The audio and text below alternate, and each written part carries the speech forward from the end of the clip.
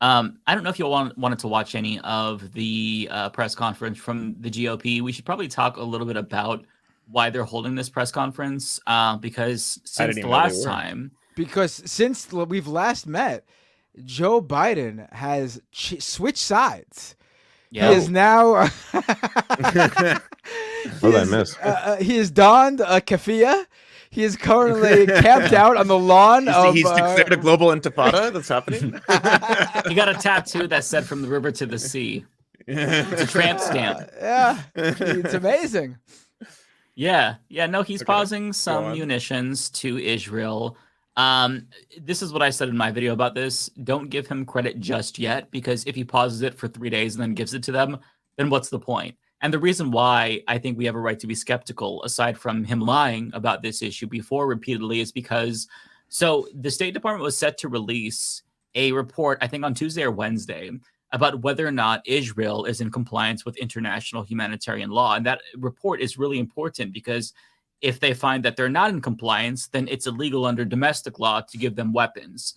Since they're not in compliance, and we all know that, they delayed that report. So them delaying that report tells me that they still want to give them weapons, because after they release that report, it is illegal to give them weapons. So that's why I'm holding. I'm not giving Biden applause yet. I think this is a good step in the right direction. I hope this is the start of him not giving weapons to them ever. But okay, so we'll have to what I wait saw and see. from Democracy Now! Is it says U.S. withholds 3,500 bombs from Israel, but it approves another $827 million in military aid at the same time. I feel like and a lot of world leaders are doing this. They're doing, like, Melanie Joly's doing it in Canada too. They're trying to absolve themselves of what is taking place in Rafah, because they want to all be on the record of being like, oh, well, I had a hard line and I said don't do that, publicly as well. I said please don't do that, and so that's why we at this moment in time took a stance. But like, also, the Israeli military already said that it has enough U.S. made munitions, bombs, weaponry to be able to do the Rafah offensive. So you can't, Biden can't pause it at this point. He could only apply pressure, right? Like, he could apply pressure by, people ask, what could he do? He could, anytime he wants, like, without congressional approval, recognize Palestine through diplomatic channels. He could be like, I would like to officially open U.S. diplomatic relations with what I recognize as the state of Palestine. He can do that without anyone else. He doesn't need approval from Congress. That's something the president of the United States can do. So just, I know he's not going to, but use that when people tell you he can't do anything. Like, he's powerless. He's a Lulu small bean. Like, he can't do anything. I'm glad you brought that up, because they are simultaneously supplying them defensive weapons. So to me, this really feels like a head fake or like some window dressing. And Biden is moving the goalposts. So he was interviewed by CNN, what is her name? Erin Burnett. I don't remember her name. But she asked him, you said that Rafah was a red line. And he said, well, they haven't entered Rafah yet. So he's kind of moving the goalpost, even though they're in Rafah, but they're not targeting civilian populations. Like, the population centers, like that's his population centers, right? Yeah, he moved it to that.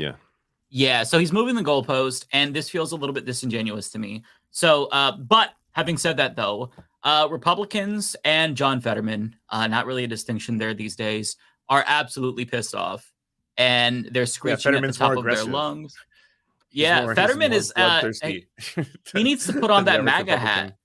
Isn't there a quote from Fetterman where it's like, if you criticize the president, you might as well put on your MAGA hat? Yeah, he's like, what do you have to gain? Clout to get on TV? And he goes on Fox News and criticizes Joe Biden. Get that MAGA hat on, fucker. It's probably not going to fit on your big ass head, but get it anyway, okay? So I'll pull up this. We can kind of just scan through it if you guys want to. And by the way, the live... Just to be clear, the live from Al Jazeera announcement says Israeli forces are making their way through Rafah in the southern Gaza despite heavy international criticism. Benjamin Netanyahu saying that his country is ready to, quote, stand alone if necessary.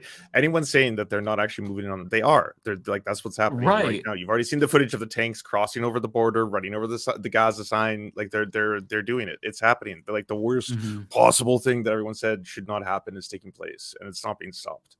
I love how we have to pretend like it's not actually happening. It's been happening. Like, what are we talking about? It's so disingenuous to me. So let me scan to Katie Britt. There's a couple, like, they're all incredibly ridiculous. Well, we could start with Ted Cruz, I guess. But we need to have everybody bust out their bingo cards. Hamas, anti-Semitism, stand with Israel, they have the right to defend themselves. We're going to see the same platitudes recycled over and over and over again. And they think that they're like taking turns just beating him up, but they just look like fucking imbeciles because Biden is still supporting Israel. And they have sent billions of dollars to our enemies. It is exactly opposite what you would be doing if you were actually focused on U.S. national security interests. Let's look at our enemies. Tragically, Joe Biden has been the greatest friend the Ayatollah Khamenei has ever had on planet Earth. Stop. So unserious.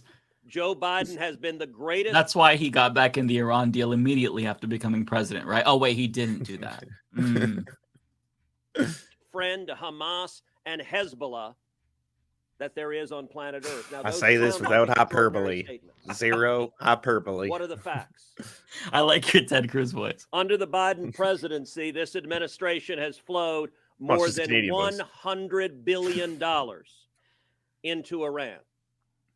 $6 billion in ransom for 5 Americans, a policy which many of us said at the time would only lead to more Americans being taken hostage. And we saw tragically. So this is, I should just stop because these are like 10-plus-year-old talking points. Obama was accused of giving Iran money. They're getting their own money back, like by not sanctioning them. And Biden he's not in the Iran deal. So all of these arguments are completely moot. It was essentially there was money frozen in banks that they said they were going to release prior to October 7th in exchange for hostages, and then Iran ended up giving them hostages, and then the U.S. reneged on that deal, and then that was it. And so they didn't unfreeze their assets, and they also basically showed them once again they aren't to be trusted on the international stage, and that was the end of the story. Like, there's no conspiracy beyond that. Can I just ask, who is this even for? Like, what is the audience for this? Because that's true. People, the public is not on their side. Republicans are split. Yep. Republicans are even split on this. Like, I don't know who. Yeah, like what is the voting bloc? Haunting. Well, that was. What is the point of any of this? I don't understand why they're even bothering. Like a quarter of Republicans think that Israel is committing a genocide. A quarter of Republicans, mind you, a plurality of Americans in general. So they're just coming out here saying, "How dare you put any brakes on this genocide?" Like they're genuinely psychotic. So I mean, the problem might be that a lot of those Republicans are like, yeah, it's genocide, and we like that. I mean, unfortunately, unironically though, yeah.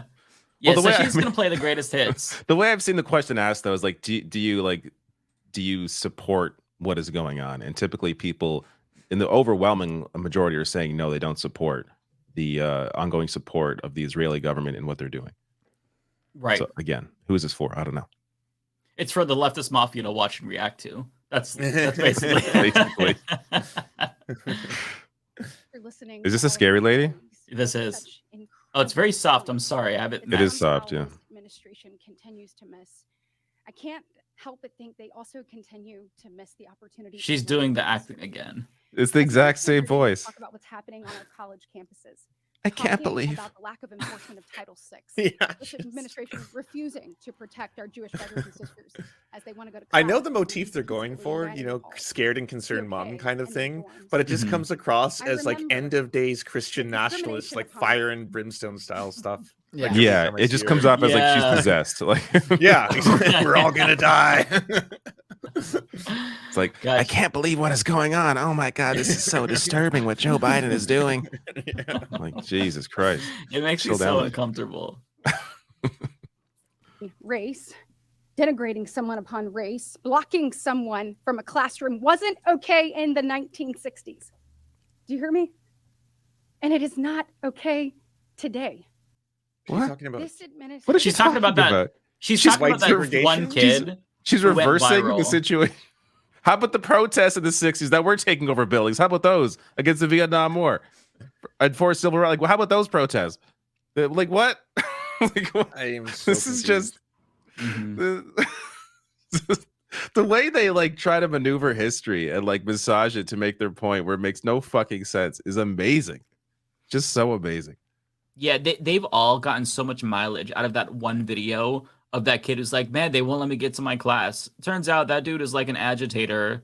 He's trying to start shit with them, but they've used the fuck out of that one anecdote again and again and again. And they're like, oh my God, this is like the 1930s. It's like, stop being so hyperbolic with this, because it really is disgusting. Like the way that you just like pretend as if these are Nazis on campus. Like that really undermines actual anti-Semitism, which is an increasing and by problem. the way, there's numerous articles at this point that have shown that there is a danger to Jewish students and Jewish teachers. Like Jewish teachers are getting tackled by racists. They're police. It's the police. Yeah. The cops are actually tackling Jewish faculty to the ground and zip tying them. They're hitting Jewish students who are protesting. Like they are attacking them. You can see it with your own eyes every single day when you watch the footage of it. It's fucked.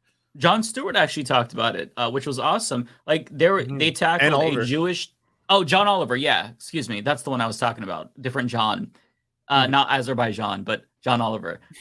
No, but he talked about that Jewish teacher that literally teaches like Jewish studies, and she was tackled by the cops. It's just they're so unserious. They have to lie because that's the only way their base is going to accept what they're saying. Otherwise, it's just untenable.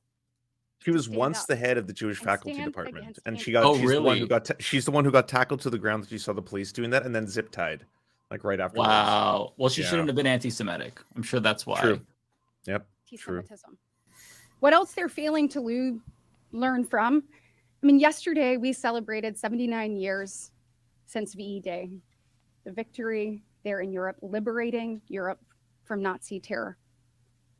Earlier this week, we honored those 6 million Jews that died in the Holocaust. We're at a place in this country, a Harvard-Harris poll just came out, where it said between the ages of 18 and 29, 1 in 5 of those individuals don't believe the Holocaust even existed. And on that note, I think it's important that we continue to tell the story of October 7th, because somehow that has gotten lost. Senator Graham led a delegation to Israel. We sat across from Israeli leaders. We watched the footage, the horrifying footage of those Hamas terrorists with the GoPro cameras strapped to their heads and their chest. When we talked to the Israeli officials, we mentioned 9/11, and they said, yes, it's similar, but I want you to understand why it's different. You were able to wake up on September 12th and tell your kids that the perpetrator was oceans away. We woke up on October 8th, and the people who want to eradicate this entire population are just miles down the road. Meanwhile, Israel are the ones eradicating an entire population. Yeah. Like we don't need to listen to more of this bullshit. This is just just the same talking points. Oh, this is the same shit over and over again. It's all ahistorical. It's all inaccurate. It's just they flip reality on its head. It's disgusting. So Lindsey Graham, I don't know, we don't have to listen to this, but he has been the borderline emotional, like on the verge of tears. Like he's really being a drama queen about the situation. He's pretending like Israel is going to be wiped off the planet because Biden denied some munitions. They're just, listen, it comes back to all these people right here. They are funded by defense contractors. So any war is good for them. Because it's good for their donors who fund their campaigns. On top of that, they're all bankrolled by AIPAC. So they're lying. They're just liars. I'm pretty sure. I asked the question earlier, who's this for? I asked the question earlier, who's this for? It's for their donors, obviously. Like, yeah, right. It's not for any sort of voting block. It's for the people that are paying them. Exactly. Yeah, great point. Because this is just, it's performative. That's why I think they keep holding these dumbass votes on the House floor. You know, these resolutions that we're seeing condemning this and that, anti-Semitism on college campuses, Rashida Tlaib. Like, it's just virtue signaling to AIPAC, saying, I'm with you, I'm loyal. It's an election year. I would like some more money. Daddy, money me now. Money me. That's what this is about. It's my money and I want it now. I'm just so sick of these ghouls. Yeah.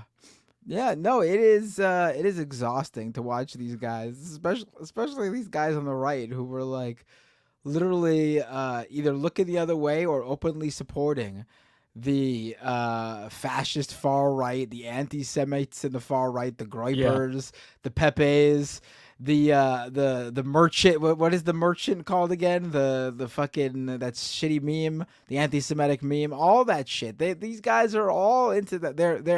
their entire base is into that shit. Mm-hmm. That one, what's her name? Katie Britt, is that who that woman is? The Crying one?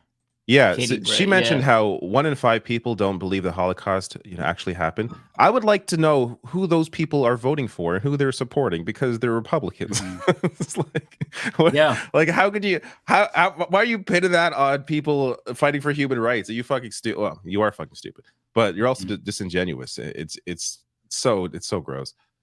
Yeah, the party that panders to neo-Nazis is calling everybody else Nazis now. It's very, very ironic.